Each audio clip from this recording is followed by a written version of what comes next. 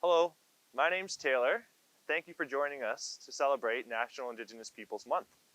Your Toronto Zoo's mission is connecting people, animals, and conservation science to fight extinction. Before we begin, I would like to acknowledge that the land I am standing on is the traditional territory of many nations, including the Mississaugas of the Credit, the Anishinaabe, the Chippewa, the Haudenosaunee, and the Wendat peoples, and is now home to many diverse First Nations, Inuit, and Métis people.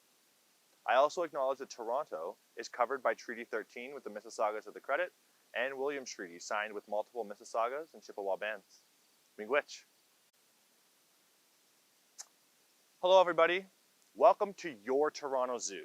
Thank you for joining me today here in our traditional knowledge trail. I would like to share with you a story of the 7 grandfather teachings. The 7 grandfather teachings encompass the morals, the beliefs, the values, and the ceremonial practices of the Anishinaabe people. The 7 grandfather teachings were gifted to the Anishinaabe people through a story which I would like to share with you today. Long ago, a messenger was sent to Earth to check on the Anishinaabe people and seeing that they were living in not the best of ways. They were living carelessly. There was a lot of disrespect and shame within the community. The messenger came across a child, and it was decided that this child would go to learn how to live a better life with the 7 grandfathers. And he was taught the teachings of love, humility, honesty, respect, bravery, truth, and wisdom. This child was with the grandfathers for quite a while, learning one of these teachings each year. And before this child was sent back to the Anishinaabe people to bring these teachings to them, the grandfathers taught him that none of these teachings can be used independently of one another. You can't have love without wisdom. You can't have truth without bravery, humility, respect. Right? These teachings are all used together, and to use one independently would be to disrespect the meaning of these teachings.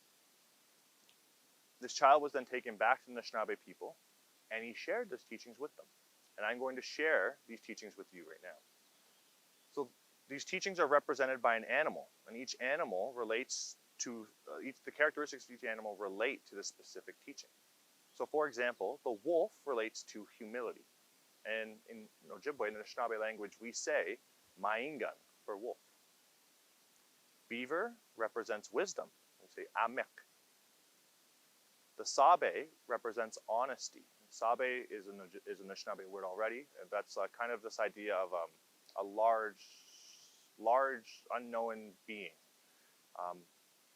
Truth is represented by the turtle, or Misquadesi.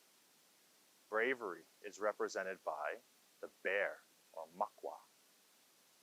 Respect is represented by the bison, or Mashkodekizi.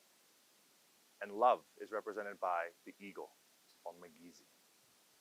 If you would like to learn more about these teachings, there's a more in-depth video I've done on the 7 grandfather teachings, and the link for that video will be shared in this post.